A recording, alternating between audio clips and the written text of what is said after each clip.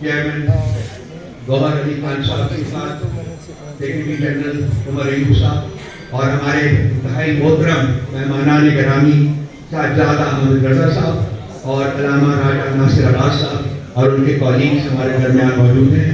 ہم ان کو بہت وارملی ویلکم کرتے ہیں. I will not stand between you and all of them. So it's over. سب سے پہلے میں چیئرمین مجلس وحدت المسلمین جناب علامہ راجہ ناصر صاحب کو اور چیئرمین سنی اتحاد کونسل جناب صاحبزادہ محمد حامد رضا صاحب کو یہاں خوش آمدید ہم کہتے ہیں. ان کی تشریف آوری ہمارے لیے ایک آنر کی بات ہے. الیکشن کے بعد آپ کو پتہ ہے کہ پاکستان تحریک انصاف کی جتنے کینڈیڈیٹ پورے ملک سے منتخب ہوئے ہیں پاکستان تحریک انصاف کی نیشنل اسمبلی میں 180 کی سیٹوں پہ ہم جیت چکے. لیکن جتنے کینڈیڈیٹس آلریڈی نوٹیفائڈ ہو چکے ہیں اور جو ہمیں ہے کہ ہمارے آزاد کینڈیڈیٹ تھے جن سرکمسٹانسز میں انہوں نے الیکشن لڑا اور ان کو یہ کنسیڈر کیا گیا کہ وہ آزاد کینڈیڈیٹ ہے، جو کہ ہمارا کہنا یہی ہے کہ وہ پاکستان تحریک انصاف سے ایفیلیٹڈ تھے. نامینیشن فارم بھی پاکستان تحریک انصاف جس وقت فیصلے سے پہلے ہی ان کو آزاد نمائندگان کی نشانات ادا ہوئے تھے. ان پہ جتنے نمائندگان نے الیکشن لڑا ان سب کو پاکستان تحریک انصاف نے سپورٹ کیا اور الحمدللہ بڑے تعداد میں ساروں صوبوں میں گونجی. اب الیکشن کمیشن کی نظر میں یا ادروائز بھی ان کو آزاد candidate supported by P T I کہا جاتا ہے. ان میں سے ابھی تک 3 نوٹیفیکیشنیں ہوئی. الیکشن کمیشن کی طرف سے ایک نوٹیفیکیشن 16 تاریخ کو، دوسرا نوٹیفیکیشن 17 اور لاسٹ نوٹیفیکیشن 18 تاریخ کے ساتھ. اور ان کی شکریہ ادا کرتے ہوئے ہم یہ اعلان کرنے جا رہے ہیں کہ پاکستان تحریک انصاف کی آزاد سپورٹڈ جن کو آزاد کینڈیڈیٹ کہا جاتا ہے وہ ہم باضابطہ طور پہ ان کے سنی اتحاد کونسل کو اسمبلی میں جوائن کریں گے اور اس کے پلیٹ فارم پہ ہمارا یہ ہم جمع کرنے جا رہے ہیں الیکشن کمیشن کے مطابق. اس کی ایک ریزن ہے اور ریزن یہی ہے جس طرح میں نے ذکر کیا کہ پاکستان تحریک انصاف کے وہ سپورٹڈ لیکن قانون کے اعتبار سے چاہے وہ آرٹیکل 51 آف دا کانسٹیٹیوشن ہے، چاہے وہ الیکشن ایکٹ ہے، چاہے وہ الیکشن رولز ہیں، ان کی جس طریقے سے پہلے انٹرپریٹیشن کی گئی وہ ہمیشہ ایسی انٹرپریٹیشن کی گئی جو پاکستان تحریک انصاف جاتی ہے. اس لیے آپ کو معلوم ہے کہ نیشنل اسمبلی میں 70 ریزرو سیٹیں موجود ہیں. اسی طرح پورے ملک میں 227 ریزرو سیٹس ہیں. یہ سیٹیں ملتی ہیں صرف پولیٹیکل پارٹی. اس لیے ہم نے ریزرو سیٹوں کو پروٹیکٹ کرنے کے لیے اپنے ممبران کو وہ کور دینے کے لیے تاکہ پارٹی انسٹرکشن کے پابند ہو ہمارا آپس میں ایک فارمل معاہدہ بھی ہوا ہے اور ہمارے کینڈیڈیٹ اس کے پیش نظر سارے کے سارے انشاءاللہ تعالیٰ وہ جوائن کر چکے ہیں اور وہ ڈاکومنٹیشن ہم آج الیکشن کمیشن کے سامنے انشاءاللہ تعالیٰ پیش کریں گے. اور الیکشن کمیشن سے ایک بات میں لوگوں کا بہت شکریہ ادا کرتا ہوں اور میں ابھی امید کرتا ہوں یاد کریں گے ہمارے سیکرٹری جنرل صاحب. یہاں پہ ہمارے نہایت ہی واجب الادب المجید علامہ راجہ ناصر عباس صاحب، میرے بھائی جناب صاحبزادہ حامد رضا صاحب، یہاں پہ بیٹھے ہوئے ہمارے ساتھی چیئرمین صاحب بات کرنی ہے. میں مختصر 2-3 اسپیکٹس پہ بات کروں گا اور مجھ سے بات پھر علامہ صاحب بات کریں گے اور حامد رضا صاحب آپ سے مخاطب ہوں گے. خواتین و حضرات، ہم لوگ پاکستان میں کسی قسم کی فرقہ واریت یا اس طرح کی چیز نہیں چاہتے. ہم لوگ چاہتے ہیں یونٹی، یہ پورا کی پوری قوم متحد ہو، بہتر طریقے سے چلے.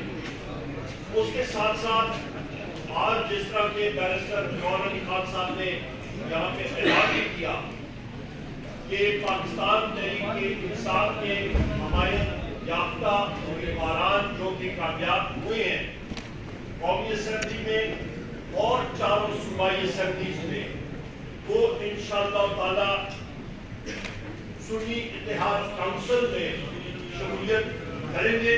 اور اس کی بنیادی وجہ یہ ہے کہ ریزرو سیٹس کا جو کوٹا ہوتا ہے وہ سیاسی پارٹی کے پلیٹ فارم سے ہوگا، اور اس کے لیے انشاءاللہ تعالی ہماری جستجو ہوگی، اور اس کے ساتھ ملنے سے ہماری جو اسٹرینتھ ہے، ہماری تعداد، اس میں مزید اضافہ ہوگا.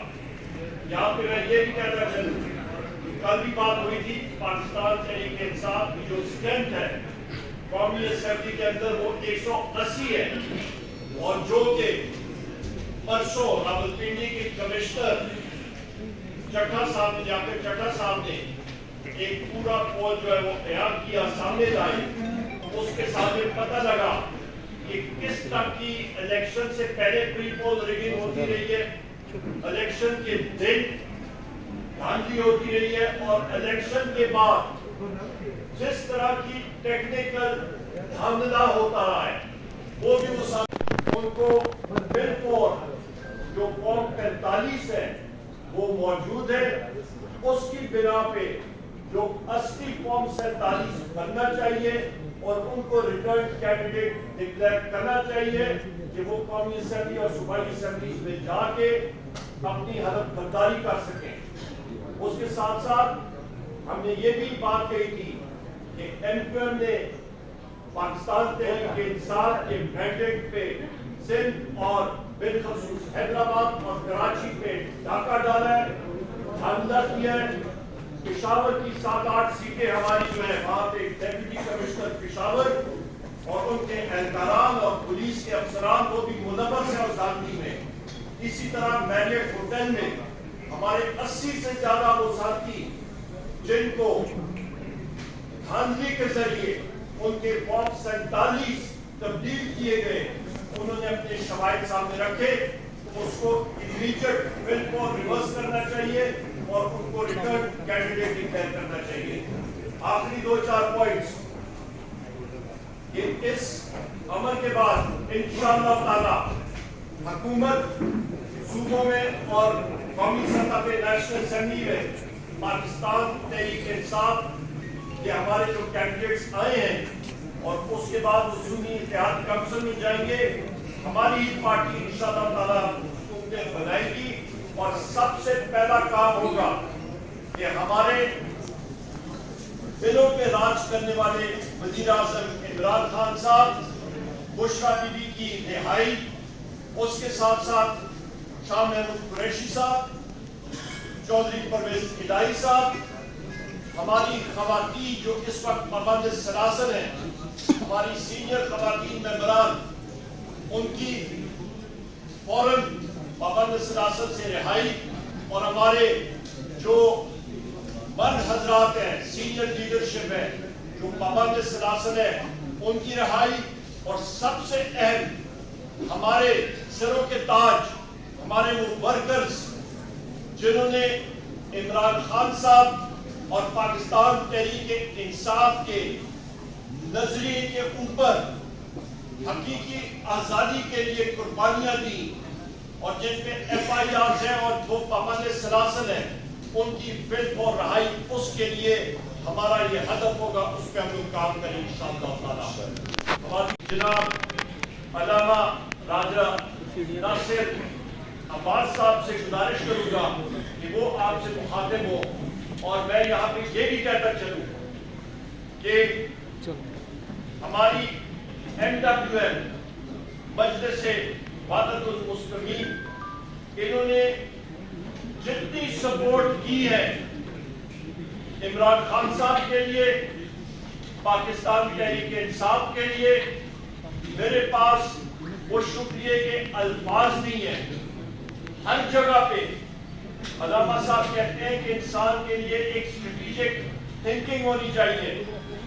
جہاں پہ میں علامہ صاحب آپ کا تہہ دل سے پاکستان تحریک انصاف کے ہر ایک ورکر کی طرف سے آپ کا آپ کی ٹیم کا تہہ دل سے مشکور ہوں.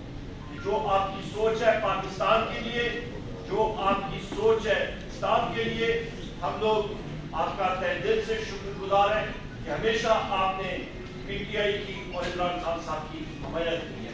بہت بہت شکریہ.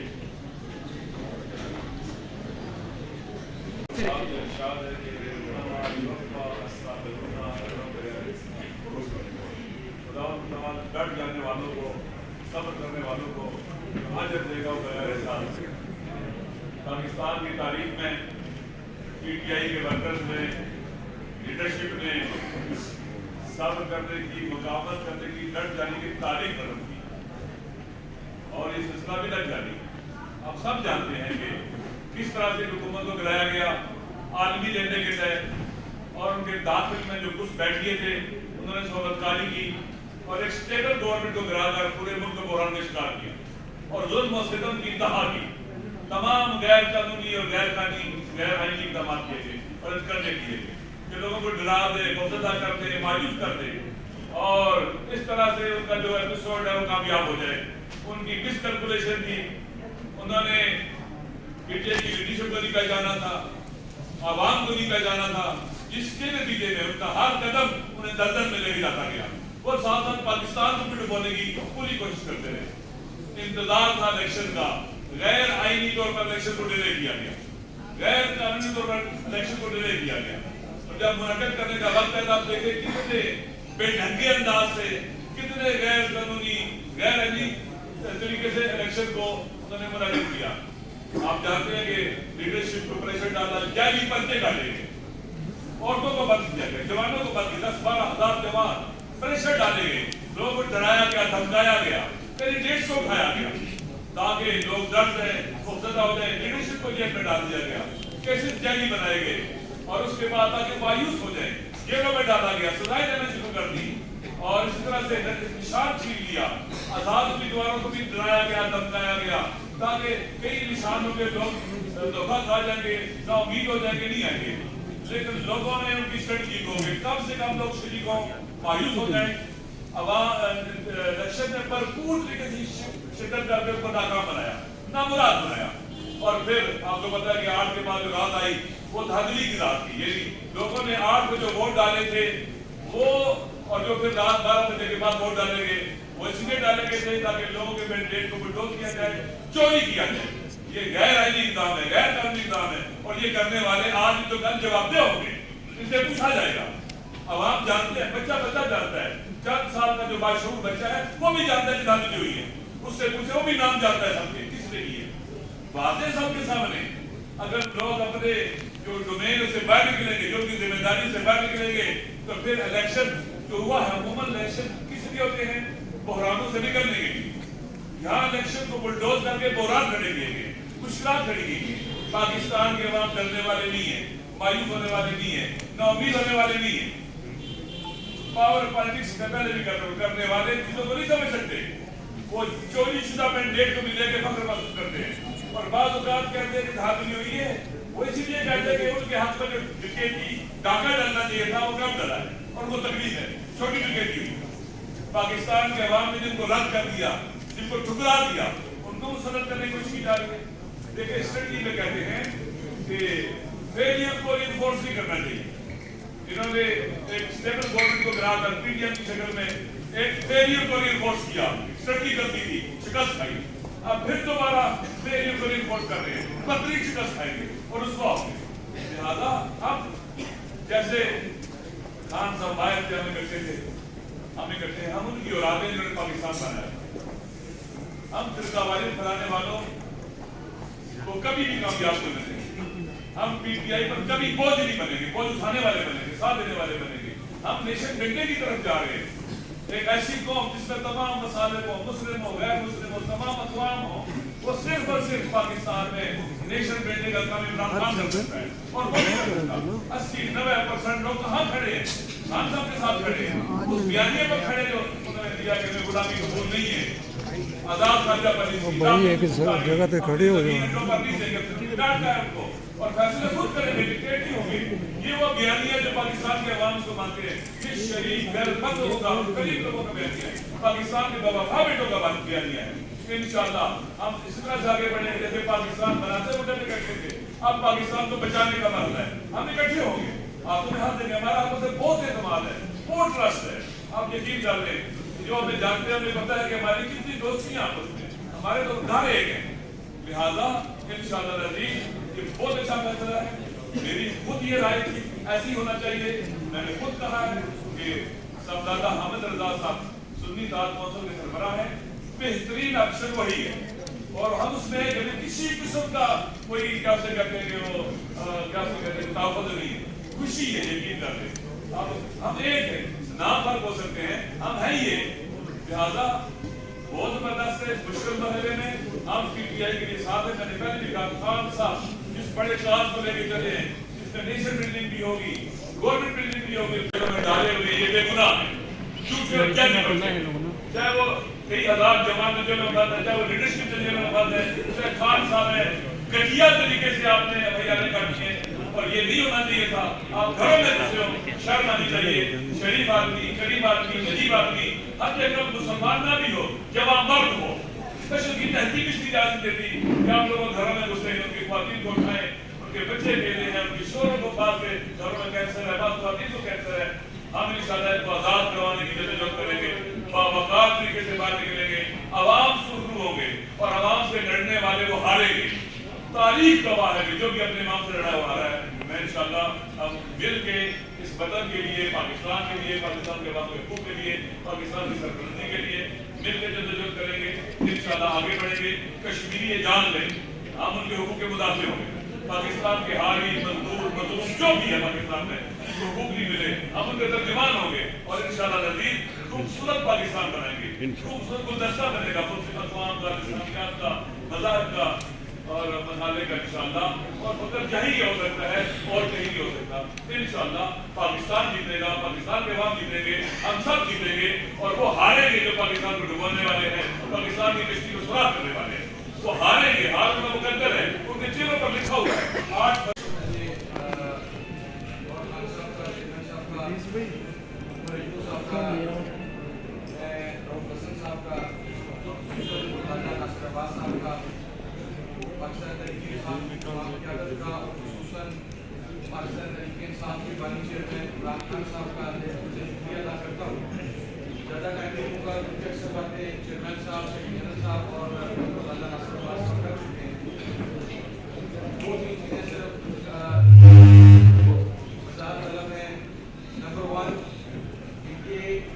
8 को आप ये समझें कि ये अब से नहीं है, ये पाकिस्तान तहरीक इंसाफ के साथ हमारा इत्तेहाद आज से 7-8 साल पहले से, ये अब एक नई सिचुएशन डेवलप हुई है। कुछ लोग ये कहते हैं कि नया इत्तेहाद हो रहा है, नहीं।